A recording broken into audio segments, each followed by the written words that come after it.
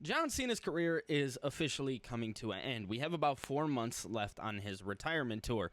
And in today's video, we are going to look over some of John Cena's greatest rivals.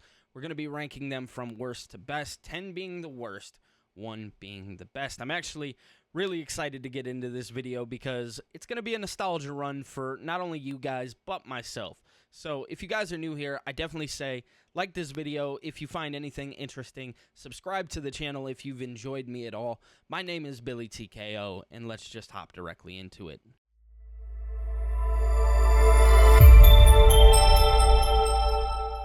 So, kicking things off at number 10, I actually have the feud between John Cena and Umaga.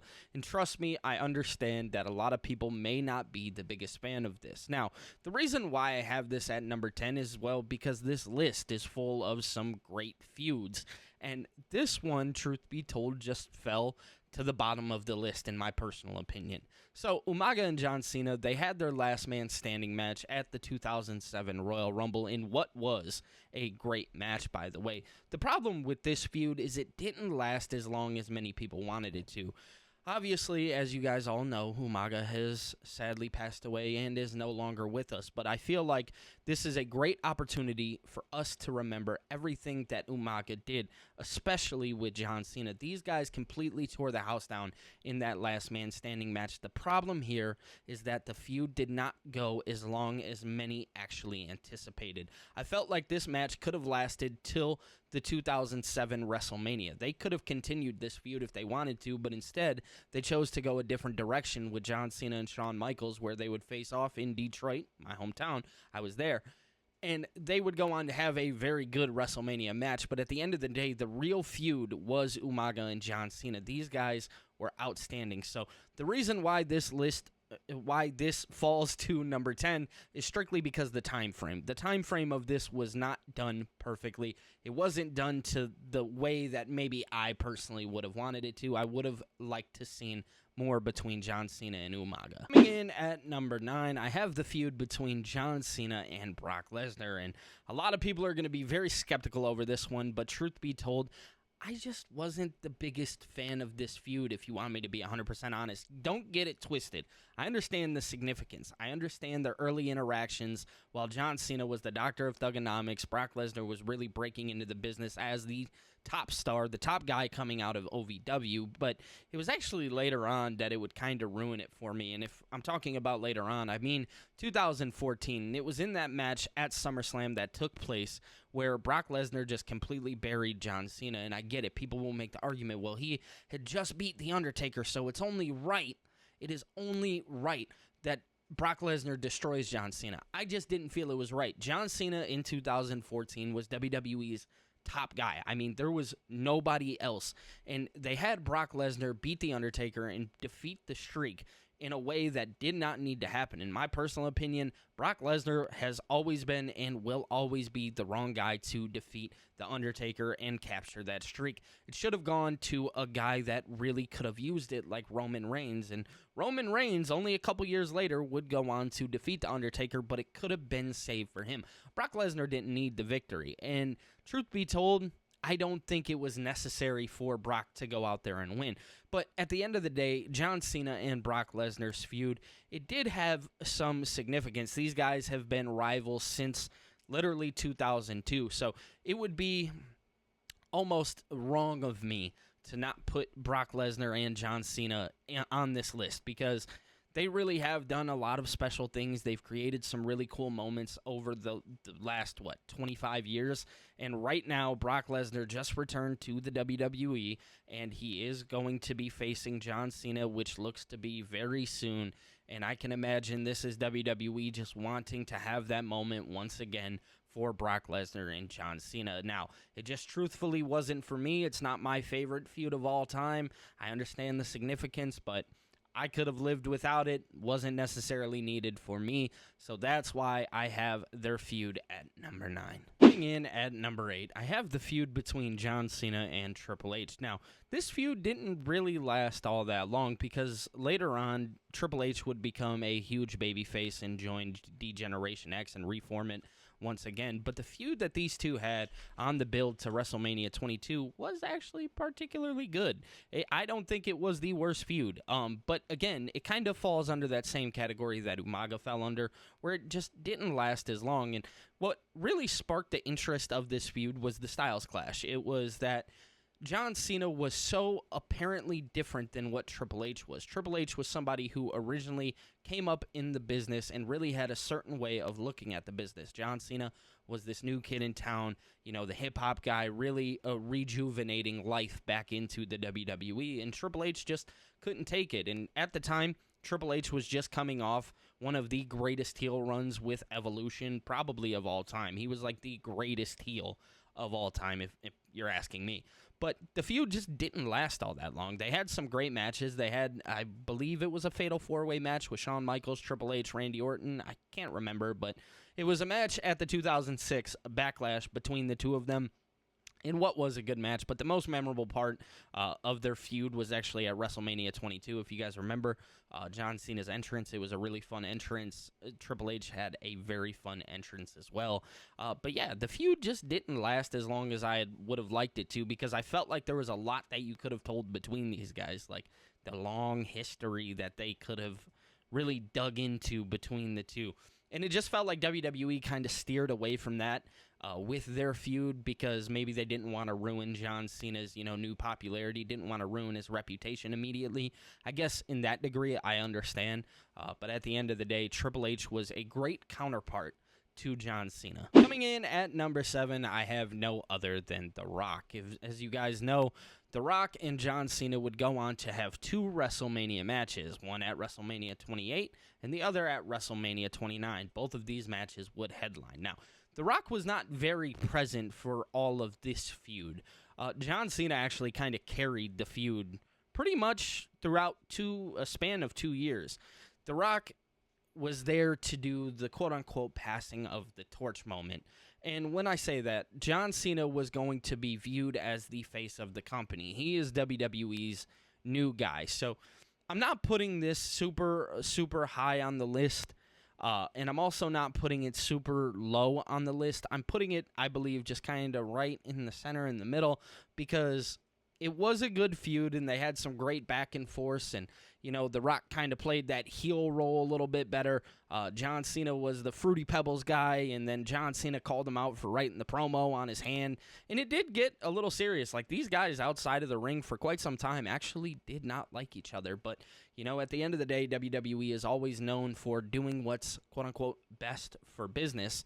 And they did just that with these two. They did what's best for business. At WrestleMania 28, John Cena would lose the match. And then at WrestleMania 29, he would go on to win the match when it really mattered, when the WWE Championship was on the line.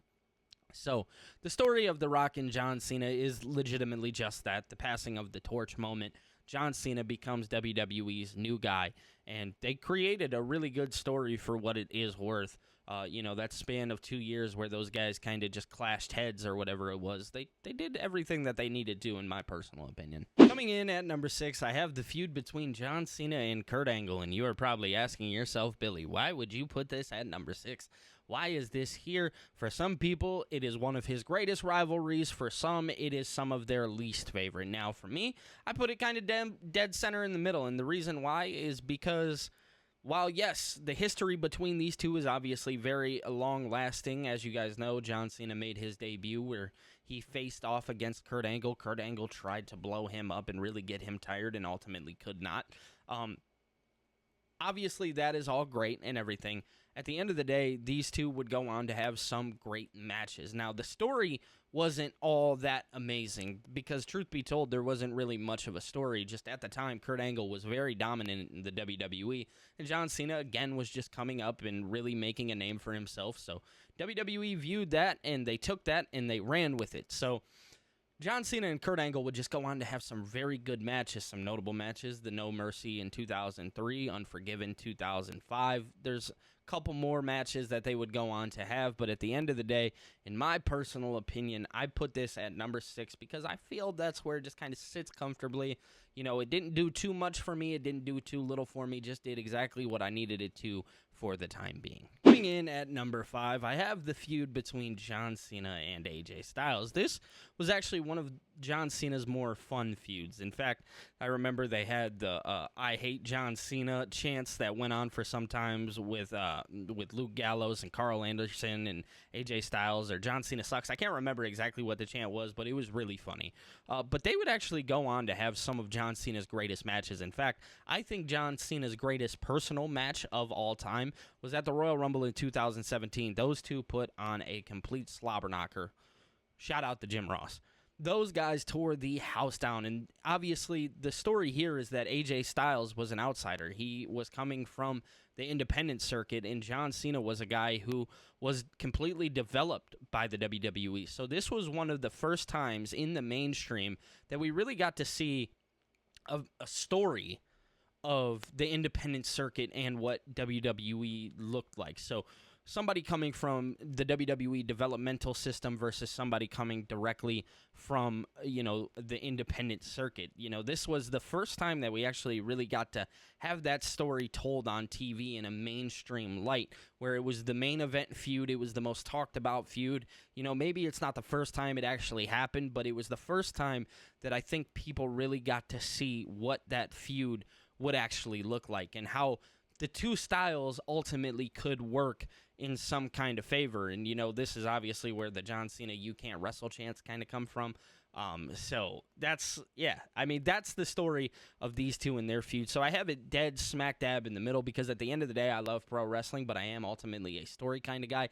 I think stories are really what get me intrigued in pro wrestling. So that's why I have this at number 5, because it wasn't the greatest story of all time, but it ultimately put on some very outstanding pro wrestling matches. I loved it. I loved it for what it's worth. Coming in at number 4, I have the feud between John Cena and JBL. Now, obviously, this feud would be the Kickstarter for what will go down as one of the greatest careers of all time. In John Cena's first WWE Championship win, he actually won the championship from JBL at WrestleMania 21 for the first time. Now, the reason why this feud worked is because these guys were the greatest counterparts. There was no better counterpart. JBL was this rich, snobby asshole, essentially. And John Cena was this new kid on the block, really chip on my shoulder, coming for your crown, looking to take everything away from you. And the WWE fans ate this up, man. They loved this feud. In fact, still to this day, a lot of people that I talk to who maybe aren't wrestling fans to this day will go out and say that this is John Cena's greatest feud of all time. So people still to this day will make an argument that this feud was their favorite John Cena feud of all time. For me, it falls to number 4 because I do believe that there were a couple that were just a little bit better. But the idea that these two were the greatest counterparts to one another, and they would have some, decent matches, but it was really the story that carried this. And obviously one of the biggest parts to this story was the belt controversy, where JBL actually took the belt back after he won, and John Cena pretty much said, hey, that's okay, watch this. And then dropped down from the heavens above was the WWE spinner belt, which, if you're asking me, I'm 27, just so everybody is aware, is my personal favorite WWE Championship version of all time. In fact, I'm making these videos because I'm trying to make enough money to cop one myself, so there you go. There's a little information for you guys. I just want to own that spinner belt one time. Just one time. So JBL made sure to give me my greatest and my favorite moment in WWE history, where John Cena would, put up that belt and he would drop it from the heavens above. And obviously they would go on to have the I Quit match at Judgment Day in 2005. That was a bloody massacre.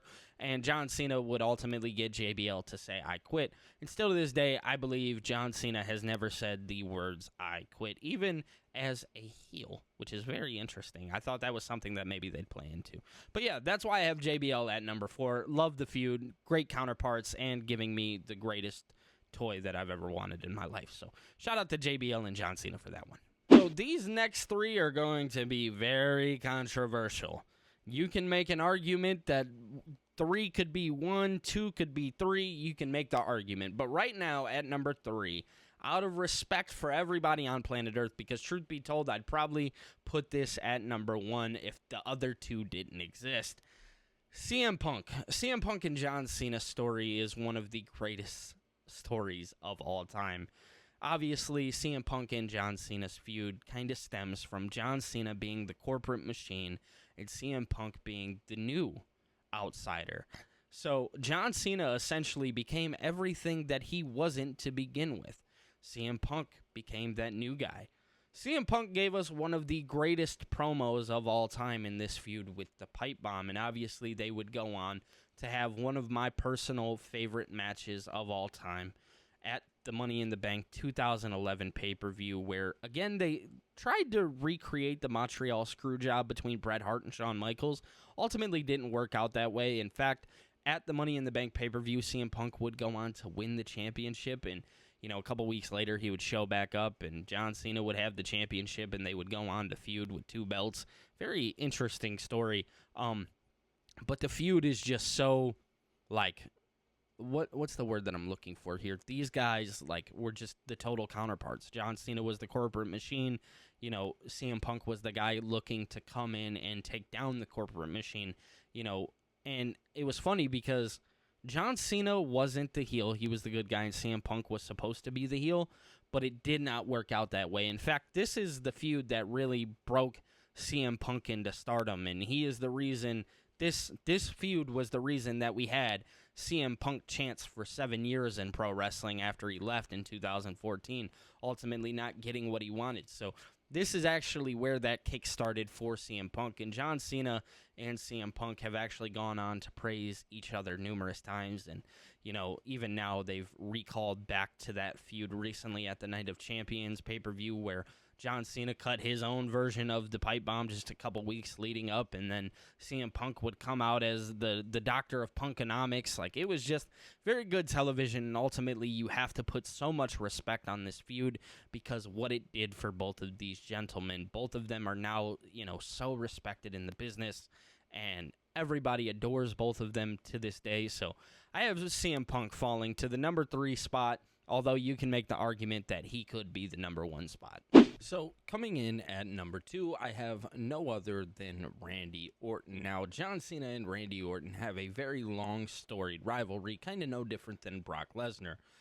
Very much started in 2002 in Ohio Valley Wrestling, where these guys came up together and ultimately would become really good friends in the real-life situations. Now, on screen, very different story.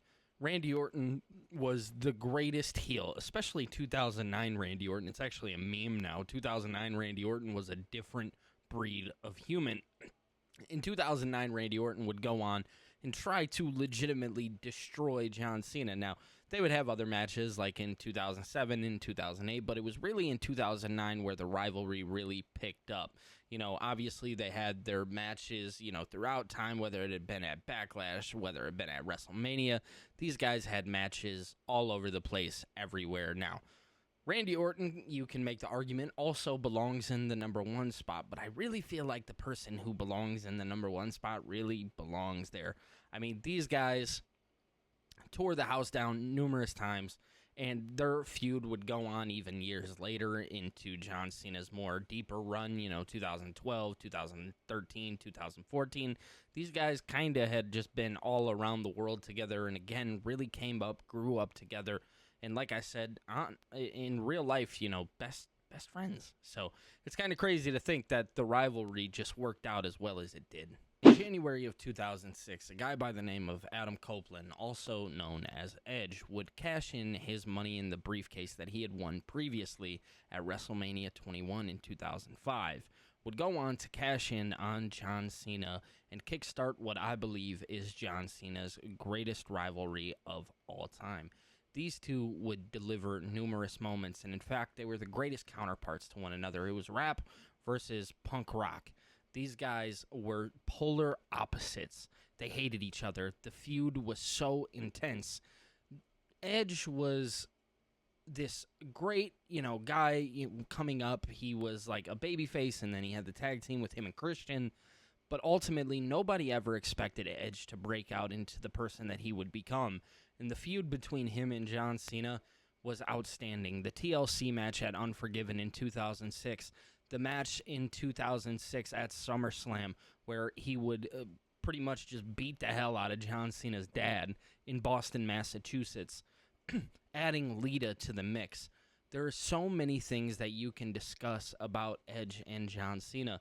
You know, later Edge would go on to retire, and during the feud between Brock Lesnar and John Cena, Edge would actually come back to WWE to explain to John Cena that, hey, you're acting like a bitch. You are not being the person that I knew, the person that I fought. And just so many emotions that came out of that. Their match quality was over the moon. Like, these two, their dynamic with one another was outstanding.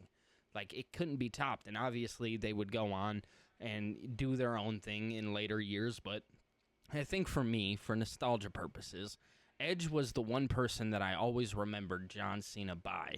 It's weird. You know, some people have different time frames of John Cena. For me, it's the time frame of him and Edge. That storyline, to me, was everything as a kid. So that's why I think, you know, this list, it could go, you know, you can put whoever you want on the list, but at the end of the day, for me, this is nostalgia purposes, and Edge was the greatest counterpart, in my opinion, to John Cena. And again, it just falls back on the nostalgia basis of everything. But yeah, that's why I have Edge at number 1. I believe it is John Cena's greatest rival. Just the two counterparts were polar opposites. But ultimately, this list is obviously up for debate. You guys can debate it all you would like in the comments section below.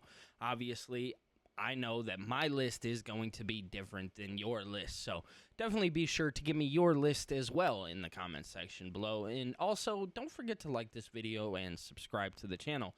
Those are two very important things to do. If you guys would like, you can also become a member of the channel and get some cool perks, you know, for as low as $1.99, to where you guys could reach out to me personally and we can have conversations about pro wrestling. Ultimately, all I ask is you like and subscribe at the end of the day. Let me know your list, and I will be seeing you guys in the next one. Peace.